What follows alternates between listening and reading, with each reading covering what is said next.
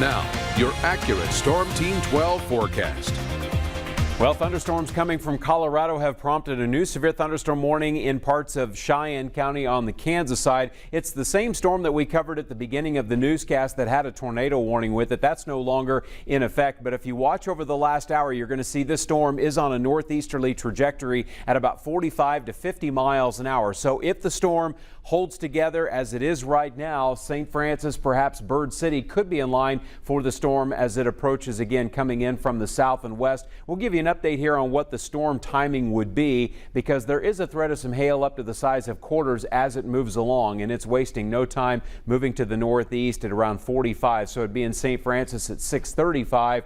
Wheeler at 6:40, and of course Bird City falls into that path too. That would be shortly after 6:30 this evening. Again, there is a threat of some hail there. And then elsewhere farther to the north and west, storms around Ray, Colorado. Those are escaping into parts of Nebraska. So this is where the active weather is going to be. The showers meanwhile moving through Norton. Nothing threatening there. Even most of the lightning has since dropped off the radar, and then a couple of sprinkles showing up along I-70 there around the Grainfield, Gove area.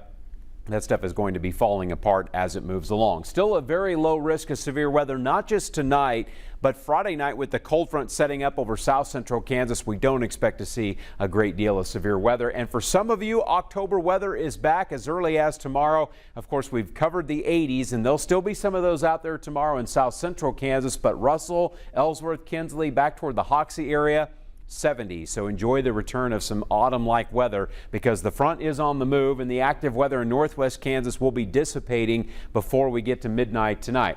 Early Friday morning, a sprinkle or two in central Kansas, but no thunderstorms at the start of the day. That's going to change as we get into the late evening and overnight. The cold front will be right over Wichita by 6 o'clock in the evening, and after dark, that's when the storms could begin to form right over south central and parts of eastern Kansas. Now, the individual storms will track from southwest to northeast, and that, of course, is problematic. If you're traveling the turnpike between Wichita and Kansas City tomorrow evening, there's a chance we'll see some storms impacting those areas, but the rain is gone. By 7 o'clock Saturday morning, we'll be left with dry weather.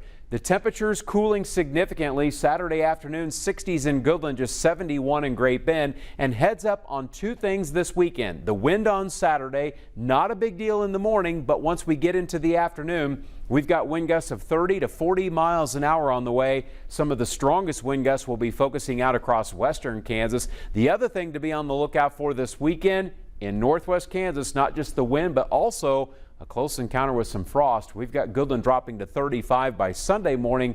Everybody else will be in the 40s. It's probably going to be one of our coolest mornings that we've seen so far this fall season. From Dodge City, we've got a beautiful picture there as the sun gets ready to set for the day. We're just below 80 degrees. Winds are out of the south at 23, and low temperatures tonight mostly in the 50s, but we do fall to 44 in Goodland, 59 for Hutch, and 60 in Wichita. Western Kansas, you're finally feeling like October tomorrow.